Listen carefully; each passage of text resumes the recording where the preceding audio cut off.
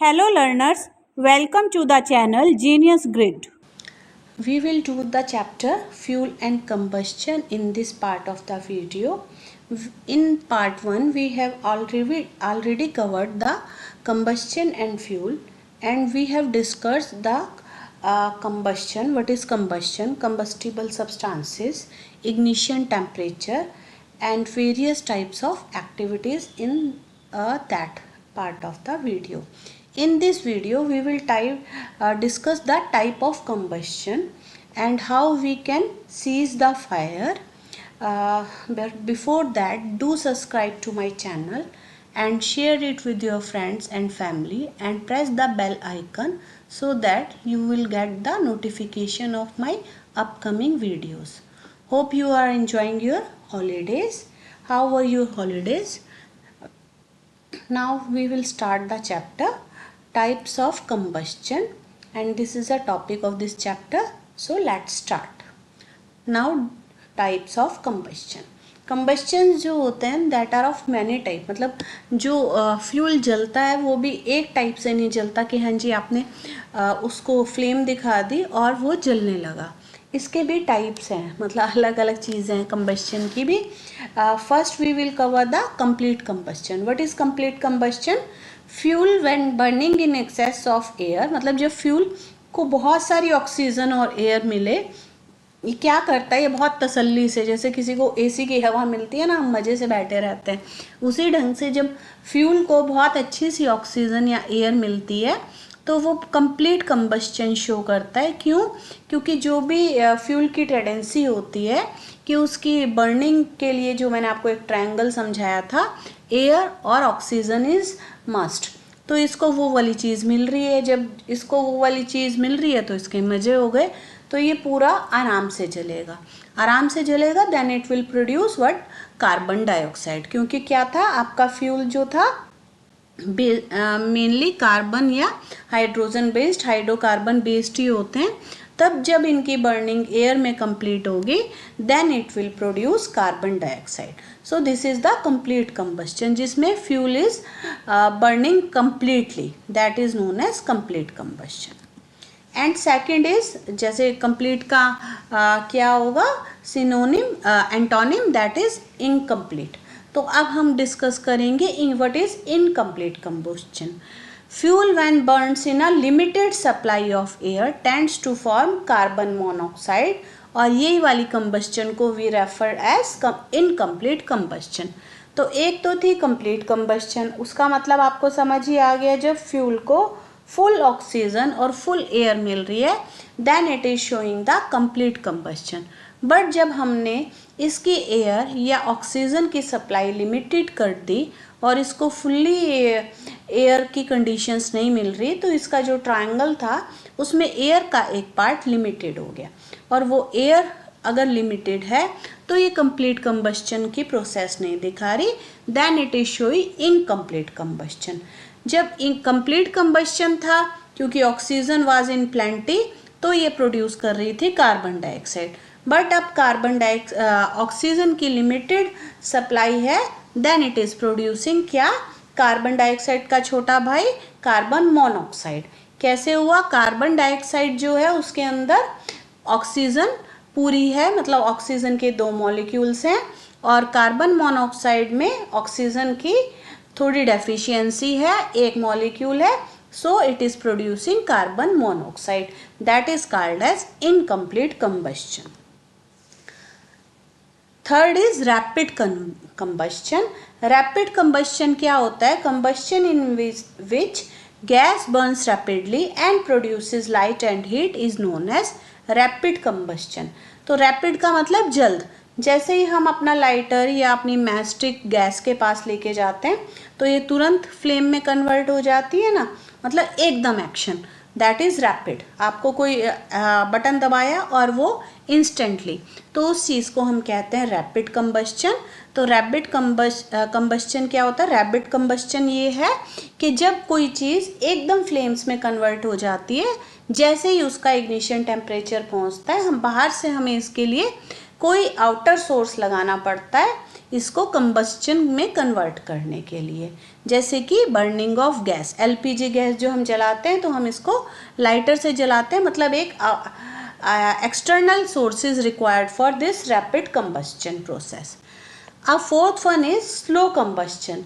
Slow combustion क्या होती है, जो जैसे मैंने आपको पहले भी बताया था, इन चीज़ों में क्या होता है, जो फ्यूल या कंबस्टिबल सब्सटेंस है उसका इग्निशन टेम्परेचर हाई होता है, तो हमको बहुत मेहनत मुशक्क़त करनी पड़ती है इसको कंबस्चन इसका कराने के लिए, क्योंकि अब ये इसमें हमें कंबस्चन या इग्निशन टेम्परेचर पहुंचाने तक काफ़ी हार्ड वर्क करना पड़ा, तो मतलब इसको स्लो स्लो ये बर्न हो रहा है, ये स्लो स्लो ये कंबस्चन की प्रोसेस शो कर रहा है। That's why this type of combustion is known as slow combustion. जैसे कि बताया था कोल का इग्निशन टेम्परेचर बहुत हाई था, 300 समथिंग था, तो इस टेम्परेचर को पहुंचाने के लिए हमें काफ़ी ज़्यादा वेट करना पड़ा और ये स्लो हुआ। That's why this process is known as slow combustion. तो अभी तक हमने क्या कर लिया, complete combustion, incomplete combustion, then is rapid combustion, and this one was slow combustion. Now is spontaneous combustion. Spontaneous का मतलब बता सकते हैं आप, स्पॉन्टेनियस क्या होता है, मतलब अपने आप एक ढंग से कि आप अपने आप ही कोई चीज़ हो जाती है, दैट इज स्पॉन्टेनियस। स्पॉन्टेनियस क्या होती है, the type of combustion in which a material is suddenly burst in the flames without application of any apparent is called as spontaneous combustion. क्या मतलब हुआ इसका, जब आपको कोई एक्सटर्नल सोर्स की ज़रूरत नहीं होती, आपको ना मैस्टिक की ज़रूरत है, ना आपको लाइटर की, ना कोई ऐसे सोर्स की ज़रूरत है, कोई भी जो भी कंबस्टिबल सब्सटेंस था उसका इग्निशन टेम्परेचर अपने आप से विद द एनवायरमेंटल कंडीशंस पहुंच गया, या उसकी सराउंडिंग्स में कुछ ऐसा हुआ जो वो अपने इग्निशन टेम्परेचर को अपने आप रीच कर गया और एकदम से वो बस्ट हो गया, या एक्सप्लोजन तो नहीं कहेंगे इसको, एकदम से अपने आप को उसने फ्लेम्स में या लाइट में कन्वर्ट कर लिया। That is called as spontaneous combustion. जैसे कि क्या होता है, जैसे मैंने आपको बताया था, स्पॉन्टेनियस और रैपिड कंबस्चन में अंतर है। स्पॉन्टेनियस कंबस्चन वो होता है कि जो अपने आप हो जाए। अब रैपिड कंबस्चन तो एलपीजी, मतलब जो हम गैस जला रहे हैं, ऐसा तो नहीं है आपकी गैस अभी किचन में रखे हुए अचानक से अपने आप जलने लग जाती है, ऐसा नहीं होता ना, हमें उसको फ्लेम मतलब कोई लाइटर या मैस्टिक से जलाना पड़ता है, उसका बटन ऑन करना पड़ता है तब वो जलती है, तो वो होती है रैपिड। स्पॉन्टेनियस होती है कि उसको कोई सोर्स की ज़रूरत ही नहीं है, ना हमने इसको कोई फ्लेम्स दिखाई, ना कोई बाहर से सोर्स ऐसा मतलब इसके ऊपर एक्ट हुआ कि हाँ जी इसके अंदर कोई चिंगारी आ गई या कुछ आ गया, ये ऐसा कुछ भी नहीं है, ये अपने आप ही फ्लेम्स में जो भी कंबस्टिबल सब्सटेंस है वो अपने आप से अचानक से जलने लगता है। That is known as spontaneous combustion. जैसे कि मैंने आपको एक पिछले वीडियो में बताया था, अगर आपको याद हो, एक फॉस्फोरस होता है, वाइट फॉस्फोरस, तो उसका इग्निशन टेम्परेचर लो होता है और वो इतना कंबस्टिबल सब्सटेंस होता है कि उसको हमको वाटर में इमर्स करके रखना पड़ता है ताकि वो अपने आप से कंबस्चन प्रोसेस स्टार्ट ना कर दे। और स्पॉन्टेनियस कंबस्चन का एक और एग्जांपल क्या है, combustion of coal dust. Coal dust है, ये अपने आप से ही स्पॉन्टेनियस कंबस्चन शो करती है। Another thing is explosion. What is explosion? Explosion आपको पता है ना, जो हम दिवाली पे पटाखे फोड़ते हैं, भां भां, वो होता है एक्सप्लोजन, या कोई बम फटता है, that is explosion. Combustion in which a sudden reaction takes place with the evolution of heat and light and sound, that is known as explosion। तो एक्सप्लोजन तो आपको पता ही है, जब भी कोई बम फटता है तो उसके अंदर से हीट, लाइट और एक साउंड बहुत तेज जिससे कान बहरे भी हो जाते हैं, तो वो वाली चीज़ होती है, दैट इज एक्सप्लोजन। तो इन सब में आपको अंतर पता चल गया होगा। मेन डिफरेंस जो आपको मतलब दिमाग से याद करना है, that is of spontaneous and rapid combustion. Spontaneous और रैपिड कंबस्चन में अंतर है, और एक्सप्लोजन तो एज द वर्ड सजेस्ट किसी भी चीज़ का फटना एक ढंग से, दैट इज एक्सप्लोजन। तो ये आपके टाइप्स ऑफ कंबस्चंस थे। अब आपकी बुक में एक बहुत अच्छी सी चीज़ दिखाई हुई है, that is the history of matchstick. ये मैचस्टिक की भी एक हिस्ट्री है, कि ये मैस्टिक मीन्स दिया स्लाई या इसको हम माचिस भी कहते हैं, कि ये कैसे मतलब इसका आविष्कार हुआ था, ये कैसे इन्वेंट हुई थी और मतलब कैसे डिस्कवर हुई थी। तो इसके पीछे भी एक हिस्ट्री है। More than 5000 years ago small pieces of pine wood dipped in sulphur were used as matches in ancient Egypt. तो पहले क्या होता था एशियंट इजिप्ट में, जो पाइन वुड होती है, आपने पाइन के कभी पेड़ देखे हों, ये हिली साइड एरिया में उगते हैं। तो पाइन वुड का क्या होता है, पाइन वुड की छोटी छोटी आप क्या कहते थे पीसीज ले लेते थे लकड़ी के और उनको सल्फर में डिप करके रखते थे। सल्फर एक केमिकल है, तो उसके अंदर डिप करके जब हम रखते थे तो उसका क्या होता था, वो मैस्टिक के ढंग से काम करती थी। The modern safety match was developed only about 200 year ago. तो जो ये माचिस है जो आजकल हम यूज़ कर रहे हैं, मंदिर में यूज़ करते हैं ज़्यादातर, शायद हो सकता है किसी बच्चे ने आप में से मैस्टिक भी ना देखी हो, क्योंकि ज़्यादातर अब लाइटर्स ने इनको रिप्लेस कर लिया है। बट इवन देन मंदिर वगैरह में आप जोत जलाने के लिए, फायर क्रैकर्स जलाने के लिए आप तब भी मैस्टिक ही यूज़ करते हैं। A mixture of antimony trisulphide and potassium chlorate and white phosphorus, ये है वो वाइट फॉस्फोरस जिसकी बात मैं कर रही थी, स्पॉन्टेनियस रिएक्शन शो करता है, with some glue and starch was applied on the head of match made up of suitable wood.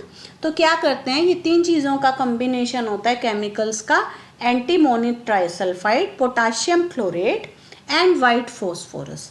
तो इसका क्या मतलब हुआ कि तीन केमिकल्स हैं, इसको आप पा के नाम से, PaW के नाम से याद कर सकते हैं। P से क्या आएगा, पोटाशियम क्लोरेट, A से क्या है, antimonium trisulphate and white phosphorus. इन तीनों का मिक्सचर क्या होता है, और उसके अंदर हम कुछ ग्लू मतलब गोंद टाइप से चीज़, और स्टार्च। स्टार्च क्या होता है, जो चिपचिपापन और उसके अंदर एक बाइंडिंग चीज़ देता है। तो इनका क्या होता था, इनका जो मिक्सचर होता था वो ये मैचस्टिक जो ये हंस रही है, ये तो आप मान लीजिए कोई भी आपका वुडन मटेरियल है जो सस्टेनेबल है, इसके ऊपर ये एंटीमोनी सल्फाइड और ये क्या है पोटाशियम क्लोरेट और वाइट फॉस्फोरस का ग्लू और स्टार्च के साथ एक मिक्सचर सा बना के, मतलब थिक सा मिक्सचर बना के किसी भी सूटेबल वुड के हेड पे लगा देते थे। When stuck against a rough surface, white phosphorus got ignited due to the heat of friction. तो जब ये मिक्सचर ड्राई हो जाता था थोड़े टाइम बाद, तो कभी भी इसको किसी चीज़ से रगड़ते थे तो due to the force of friction, friction क्या होता है, जब दो चीज़ें आपस में रगड़ी जाती हैं, मतलब उनके अंदर थोड़ी सी क्या कहोगे आप, करंट सी आती है, मतलब जैसे पत्थर रगड़ते थे ना, उससे आपको याद होगा पहले प्रिमिटिव लोग क्या करते थे, और डिस्कवरी ऑफ फायर इसी ढंग से हुआ था। दो पत्थर थे, उनको आपस में हमने रगड़ा था, तो उससे फायर का डेवलपमेंट हुआ था, या आविष्कार हुआ था। तो उन्होंने क्या कहा कि जब ये वाला एक स्टिक ले ली जिसके ऊपर ये तीनों चीज़ों का सॉल्यूशन का पेस्ट लगा हुआ था, और इसको आपने किसी रफ सरफेस पे रगड़ा, मतलब थोड़ा सा रब किया ताकि उसके अंदर फ्रिक्शन डेवलप हो, तो वो इग्नाइट हो गई, और क्या हुआ, वो इससे हुआ, this started the combustion of match stick. तो उससे क्या बनी, जो ये माचिस है हमारी, उसने क्या करना शुरू किया, आग को प्रोड्यूस करना स्टार्ट किया। ये देखिए, ये है इसका सॉल्यूशन, ये इस पे लगा हुआ है, और इसको किसी भी इस जैसे रफ सरफेस पे, जो आपने माचिस की डब्बी देखी होगी मैस्टिक की, तो इसके यहाँ पे ये सरफेस बना होता है, इसके ऊपर ये हम रब करते हैं, तो इनकी फोर्स ऑफ फ्रिक्शन से ये वाला पार्ट फ्लेम्स में कन्वर्ट हो जाता है। तो ये वाला सारा जो आपका सॉल्यूशन था विद ग्लू एंड स्टार्च, इस पे स्टिक किया हुआ था।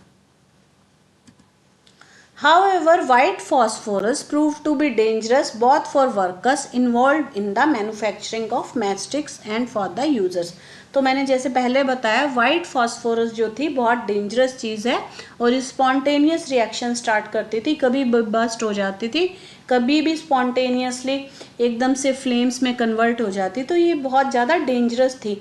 जो बेचारे माचिस बनाने वाले गरीब लेबर्स होते थे, उनके लिए तो मतलब बहुत ही ज़्यादा कई बार ये हानिकारक रही है, और वो बेचारे बहुत डेथ तक पहुंच गए हैं, क्योंकि ये एकदम से बर्न होना स्टार्ट हुई, और जो इसको मैस्टिक का ये मिश्रण मतलब मिक्सचर बना रहा होता था जो हेड पे लगाने के लिए, उसने कई बारी बहुत सारे लोगों को बहुत ज़्यादा चोट पहुंचाई है।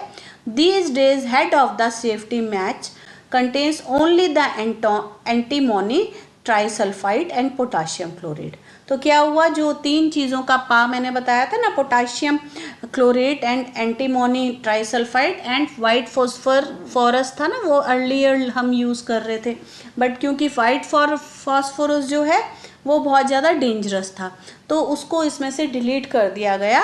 और हम अब किस चीज़ का सोल्यूशन, इनका antimony trisulphide and potassium chloride with the help of glue and starch, केवल यही यूज़ करने लगे। The rubbing surface has powder glass and a little red phosphorus which is much less dangerous. तो जो रबिंग सरफेस है इसका, ये वाली चीज़, रबिंग सरफेस क्या होती है, ये वाली चीज़। तो जो रबिंग सरफेस है इसके पास क्या था, पाउडर ग्लास होता है और उसमें रेड फॉस्फोरस मिला के इस पर कोट करते हैं। When match is struck against the rubbing surface some red phosphorus get converted into white phosphorus. तो ये कुछ प्रोसीजर होता है, केमिकल रिएक्शन होता है, जब रबिंग सरफेस पे हम कुछ चीज़ रब करते हैं तो जिस पे रेड सरफेस की कोटिंग हुई हुई है इसके सरफेस पे, that's gate converted into white phosphorus. This immediately reacts with potassium chlorate in the mastic.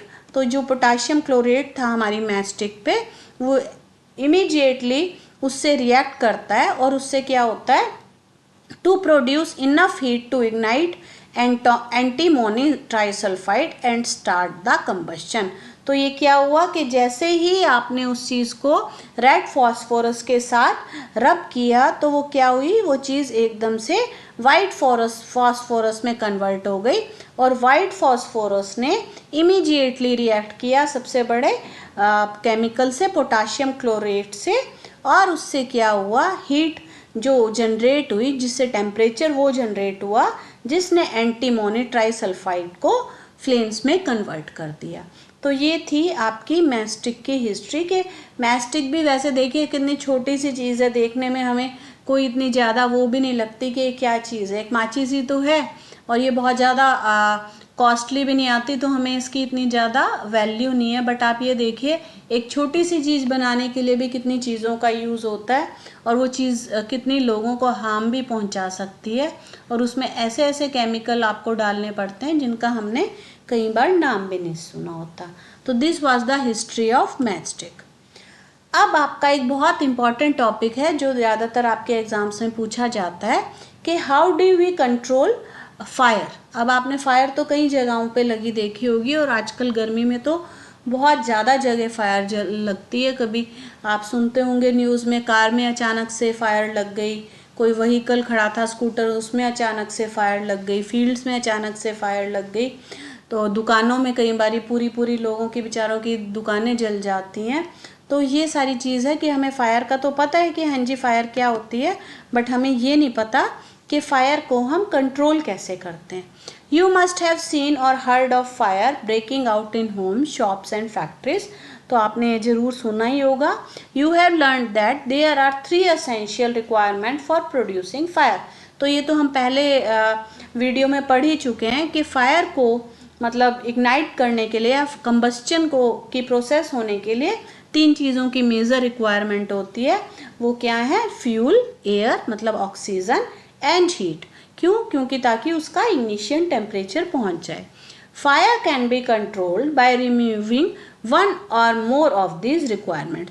तो अब इन तीनों चीज़ों की ज़रूरत है फायर के लिए, और फायर को मतलब बंद करने के लिए, सीज करने के लिए अगर इस ट्रायंगल में से एक भी चीज़ निकाल दी जाए तो वी कैन स्टॉप फायर। मतलब अगर हम फ्यूल ना दें तो definitely there will be no fire, और अगर air will not be present तो क्या होगा, फायर नहीं होगी। या फिर उस चीज़ का जो भी कंबस्टिबल सब्सटेंस है, हम उस कंबस्टिबल सब्सटेंस के इग्निशन टेम्परेचर तक पहुँचे ही मत, मतलब उसके जो कंबस्टिबल मटेरियल है या फ्यूल है उसका इग्निशन टेम्परेचर रीच ही ना हो, then there will be no fire. तो ये 3 रीजंस हैं और 3 कारण थे ये जिनसे फायर हो रही थी, और ये 3 चीज़ें हैं जिनको आप अलग करके फायर को कंट्रोल कर सकते हैं। देखिए ये ऑक्सीजन, हीट और फ्यूल था। तो इनमें से कोई भी एक चीज़ आप अगर बाहर निकाल देंगे या एक भी चीज़ पे, ऑक्सीजन पे या हीट पे या फ्यूल पे, किसी पे भी कंट्रोल कर लेंगे या उनको इस ट्रायंगल से फायर के आप बाहर निकाल देंगे तो fire can be controlled. When a fire brigade arrives, what does it do? It pours water on the fire.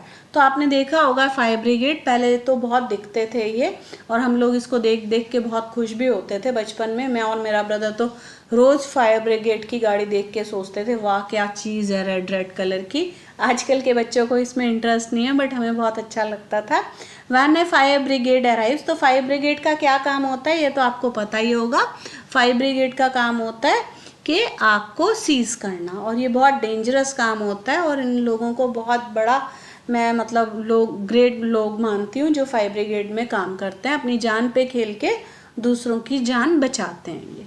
Fire cools the combustible material so that its temperature is brought below it's ignition temperature.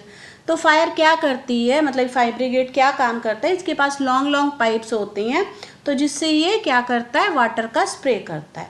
जब ये पोर करता है water, तो उससे क्या होता है, जो कंबस्टिबल सब्सटेंस है, क्योंकि वायर क्या ये क्या करता है, वाटर उस कंबस्टिबल सब्सटेंस का इग्निशन टेम्परेचर कम ले आता है, क्योंकि वो इतना ज़्यादा भड़की होती है और फायर ने उस पर वाटर डाल दिया, तो वाटर ने क्या किया, उसको थोड़ा ठंडा कर दिया और उसका इग्निशन टेम्परेचर बिलो जो उस जिस चीज़ से वो कंबस्टिबल सब्सटेंस में पहुंच रही थी उससे लोअर कर देता है। और उससे क्या होता है, फायर फ्रॉम स्प्रेडिंग, उससे क्या होता है, फायर आगे फैलने से बच जाती है। जितना लॉस हो गया आपका वो तो हो गया, बट कम से कम आगे तो ना फैले ना। तो वाटर ने वो काम किया, उसका इग्निशन टेम्परेचर उसने डाउन ले आया।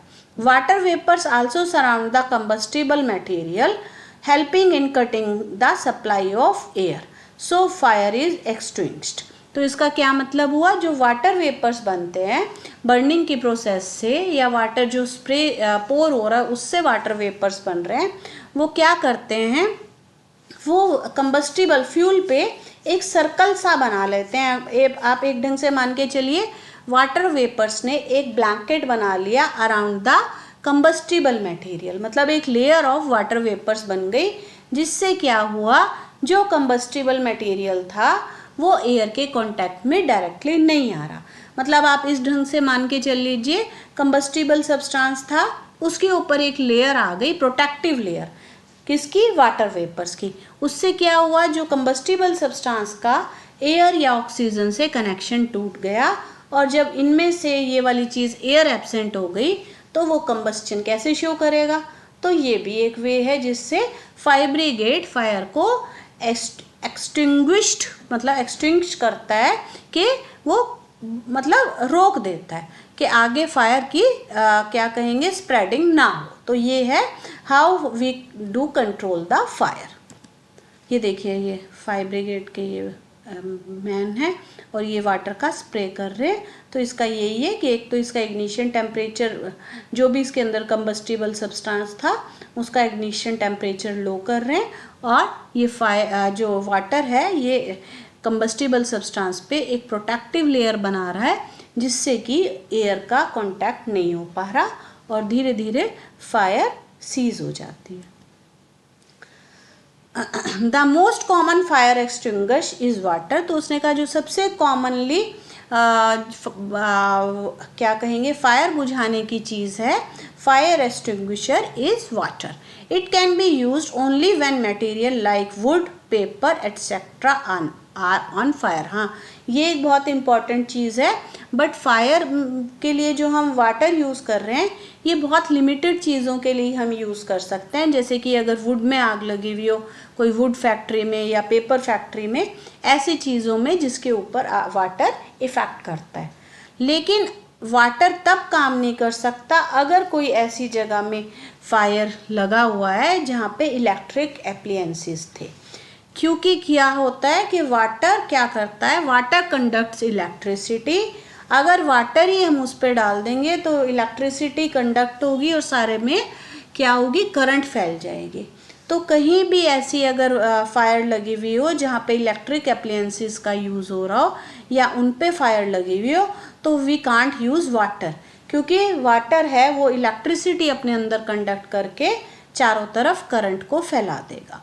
Water cannot be used to put out oil and petrol fires because they float on water and continue to burn.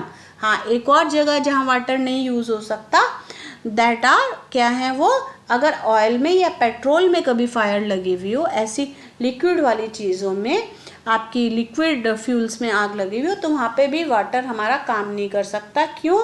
क्योंकि जो ये पेट्रोल और ये ऑयल होते हैं, ये आपको पता है ये वाटर पे फ्लोट करते हैं. तो अगर हम इनमें वाटर डालेंगे भी तो क्या होगा, वाटर बेचारा नीचे बैठ जाएगा और ये पेट्रोल और ऑयल हैं ये ऊपर आके अपना जलते रहेंगे. तो वाटर इन पे भी काम नहीं कर सकता और यहाँ की भी फायर को सीज नहीं कर सकता. अब यहाँ की फायर को कौन चीज़ें सीज करती हैं, that is carbon dioxide. Carbon dioxide आपको पता ही है एक बहुत इंपॉर्टेंट गैस है. For fires involving electrical equipments and inflammable material like petrol or oil, carbon dioxide is the best extinguisher.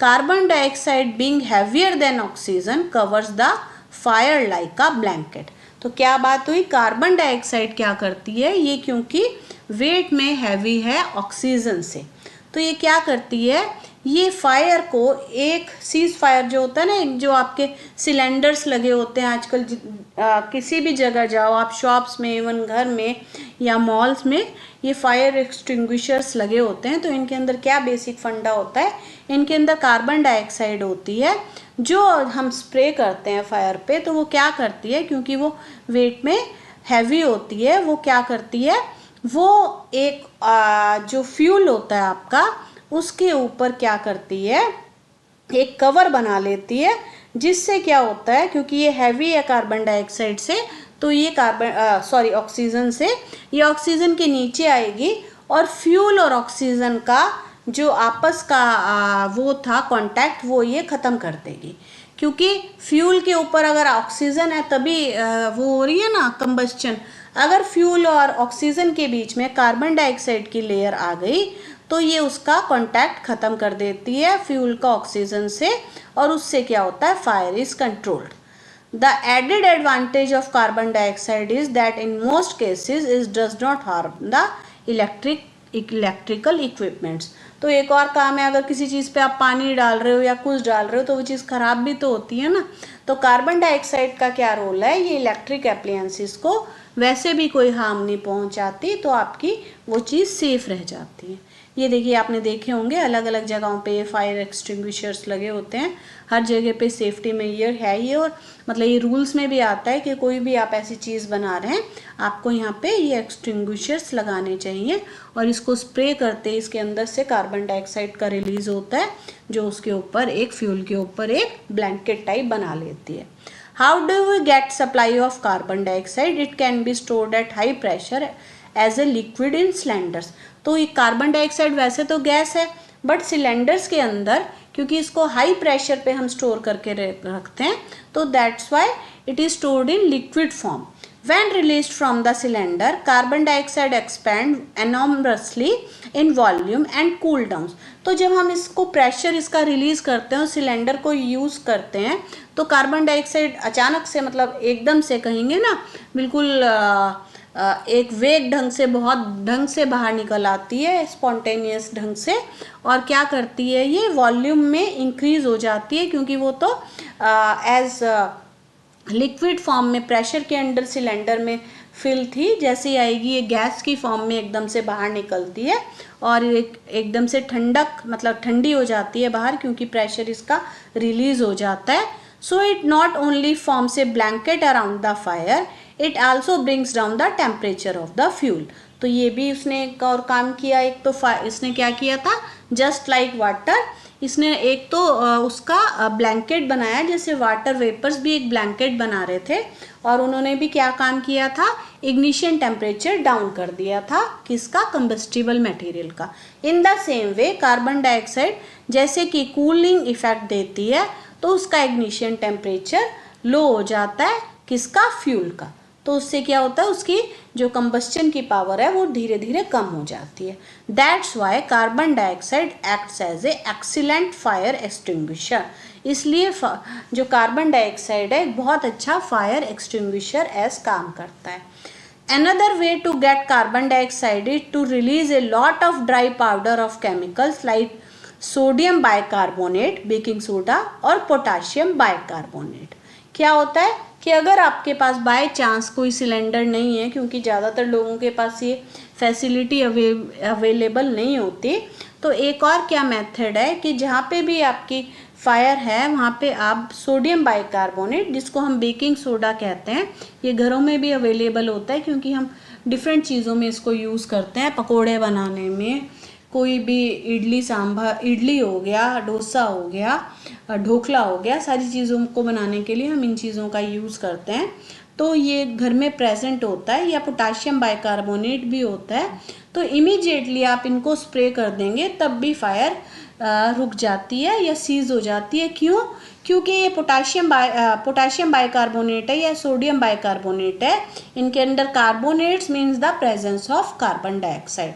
क्योंकि इनके अंदर कार्बन डाइऑक्साइड प्रेजेंट होती है और ये रिलीज करते हैं कार्बन डाइऑक्साइड, तो क्या करते हैं, ये कार्बन डाइऑक्साइड देके, कार्बन डाइऑक्साइड तो ने वही काम करना है क्या कि एक ब्लैंकेट बनाना है आपके कंबस्टिबल सब्सटेंस के आसपास, या उसका इग्निशन टेम्परेचर लो करना है।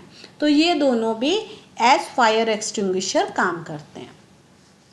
Now is the topic what is flame, कि आपकी फ्लेम क्या है। लेकिन अभी मेरा 30 मिनट्स का वीडियो हो गया तो इट्स मोर देन इनफ, तो हम ये टॉपिक अगले वाले वीडियो में कवर करेंगे। That's all for this topic now, and in the next video we will start from what is flame, and in that video we will finish this chapter. till that आप इसको एक ढंग से पढ़िए और combustion के अलग अलग जितने टाइप्स हैं उनको लर्न कीजिए, और एक बार देखिए ये फायर एक्सटिंग्विशर्स और कार्बन डाइऑक्साइड है, वाटर है, किस ढंग से वर्क कर रहे हैं, इनको एक बार से समझने की कोशिश कीजिए क्योंकि ये इम्पॉर्टेंट है। Till then good bye. और आप क्या कीजिए, फिर से आप एक बार सब्सक्राइब कीजिए चैनल, और प्लीज़ शेयर कीजिए ताकि मेरा चैनल थोड़ा ग्रो हो पाए, और आपकी हेल्प से ही हो सकता है। Please support and do take care of yourself. Have a good day और enjoy your holidays. Bye for now. Bye.